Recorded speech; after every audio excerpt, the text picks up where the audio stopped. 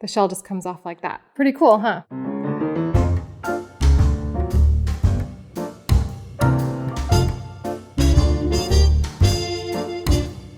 Welcome back to Elizabeth Eats. I'm Elizabeth, and today we are making easy to peel hard-boiled eggs, and we're going to turn them into deviled eggs. So I wrote a blog post years ago about how to make easy to peel hard-boiled eggs where the shells just fall off. Months went on, and I noticed a lot of people coming to the post. And then the day before Thanksgiving, I woke up to a ton of emails, like 15 emails from my web host saying that my site was down and back up and down and back up. And I thought, what is going on?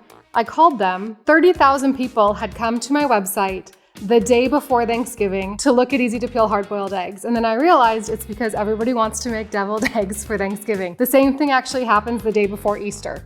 So whether you're here to learn how to make easy to peel hard-boiled eggs just for meal prep or to make a couple of eggs, or you want to make deviled eggs, we're going to do both here. It's all about a few small nuances in the method to make the shells fall off really easily. So I'm going to make 6 eggs to make 12 deviled eggs. I always put an extra egg in, so I'm actually going to make 7. Just in case one cracks. It really depends on your eggs. Some people will say older eggs are easier to peel. Fresher eggs are more likely to crack. That is a little bit true. So farm fresh eggs, or if you have chickens and you're grabbing your eggs and you want to cook them right away, the shells I do find are a little bit more likely to crack that way. But honestly, eggs come from all over the place, different times of the year, there's different chickens, and it really just depends on when you're making them as to whether or not they're going to turn out perfectly. The first tip I have for you, choose the appropriate sized pan.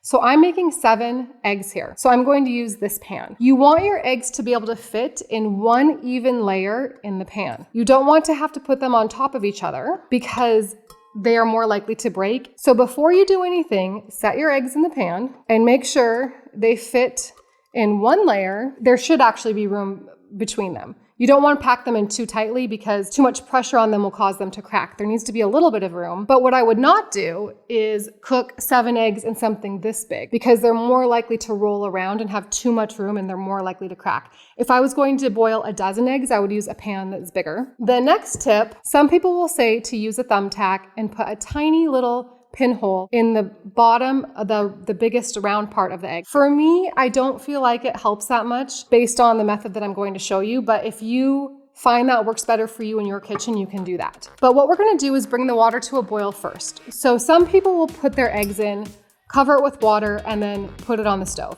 That's a great method for potatoes because they'll cook more evenly. But for eggs, the reason I don't recommend that is because everyone has a different pan, and we all live at different elevations with different climates. It takes a different amount of time for different pans and climates to come up to a boil. So if you put all of the eggs in here and cover it with water and then boil it, and I say 13 minutes, well, somebody's water might boil within 4 minutes and somebody's water might take 10 minutes to boil. So let's get started. I'm going to boil my water, and you just need enough to cover your eggs. So I'll fill this about, I don't know, a third of the way, a half a way. It's fine, doesn't have to be exact.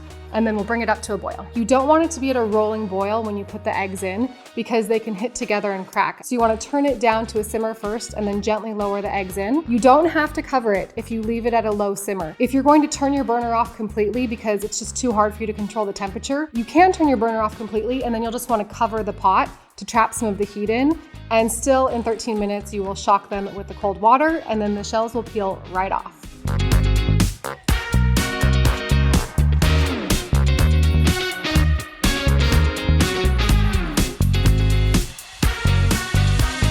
It has been 13 minutes, so I'm going to very gently take each of our eggs and put them into this ice bath. This is just a bowl of water and ice. This is going to stop the cooking process and make it so the shells fall right off. If you want more of a runny yolk, 6.5 to 7 minutes is great. If you want kind of a jammy, not all the way cooked yolk, 8 minutes is great. 9 to 10 minutes, you're going to start to get a hard boiled egg, but it's going to be still a very soft yolk. And then right around the 12 to 13 minute mark, you're going to have a perfect, easy to peel, hard boiled egg. So I'll let this sit for 15 minutes in the ice water, and then I'll show you how easy these are to peel.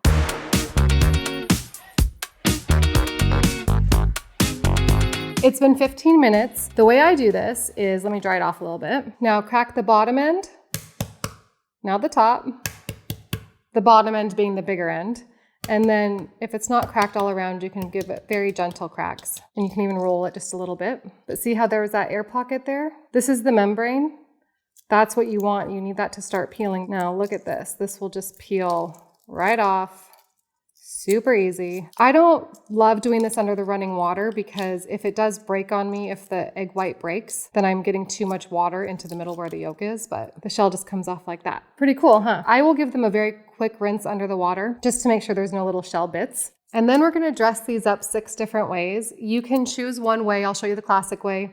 I'll show you some fancy ways that I've learned from different restaurants and friends and just some of my own ideas and looking on the internet. There's so many different ways that you can dress up a deviled egg. So I'm just gonna rinse these off really quickly. And now we're gonna turn your easy to peel hard-boiled eggs into awesome deviled eggs. You want them to be dry because wet eggs are gonna turn slimy and that's not appealing to anyone. So you can use a paper towel, gently blot them dry, make sure there's no shells on them. Let's cut these open and take a look. Go straight down the middle.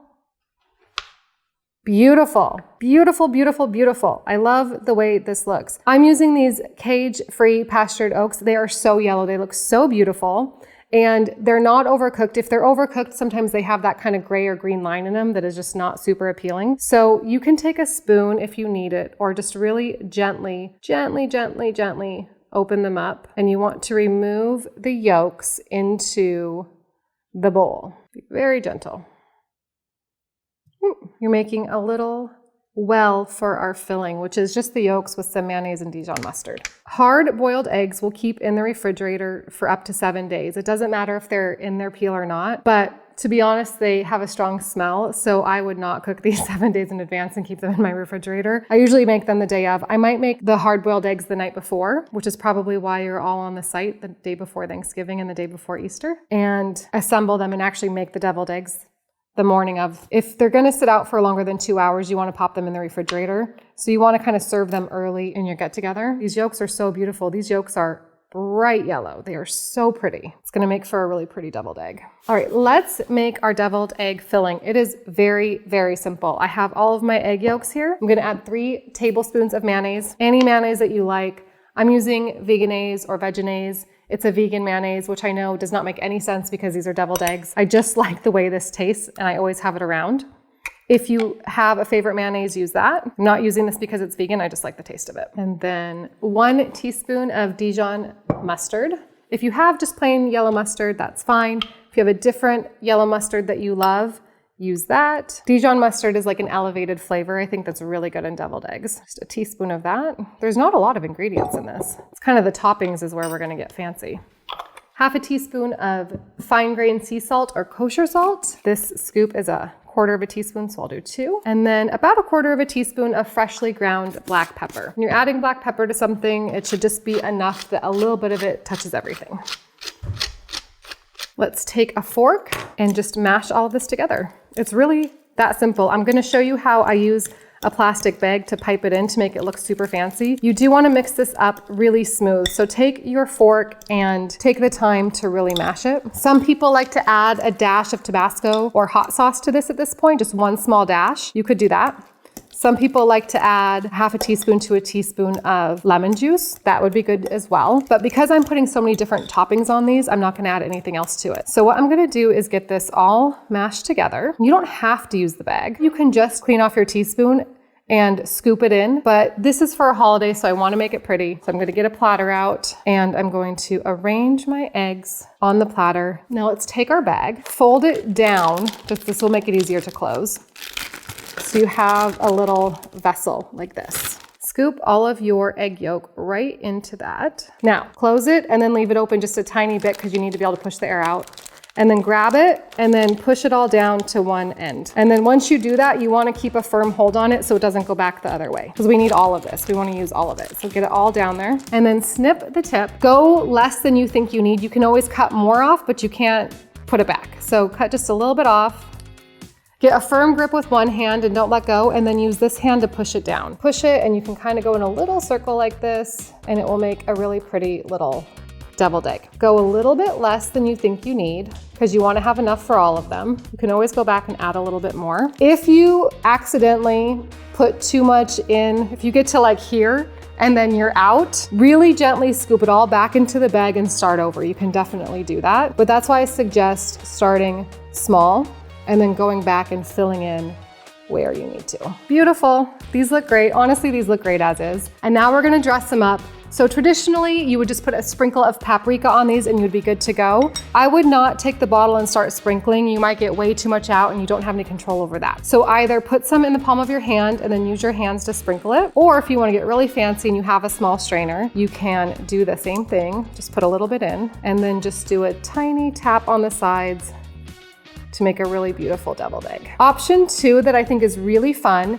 is some everything bagel seasoning with a Parmesan crisp. And you can make your own Parmesan crisps with real Parmigiano Reggiano. I will link to it in the description below how you make it. You essentially just heat the oven to 400 degrees. You take one of those silicone baking mats or parchment paper, put a teaspoon drop of grated fresh Parmesan, bake them for 3 to 4 minutes. Make sure they're still a very light color. If they get dark in color, they are gonna be very sour and not taste good. You can buy Parmesan crisps or you can make them yourself. Like I said, I'll link to how you make them below, but just pick off a little piece of it, stick it on top so it kind of comes off the side like that, and then grab some of your everything bagel seasoning. When you're making something directly onto a platter like this, don't start shaking stuff directly onto this because you might get it on the other ones and you might do too much and it's really hard to take it off. So you want to have control and use your fingers to do this. The next option is I have some of these green olives. I just bought like 4 green olives on the olive bar with a pimiento in it, that little red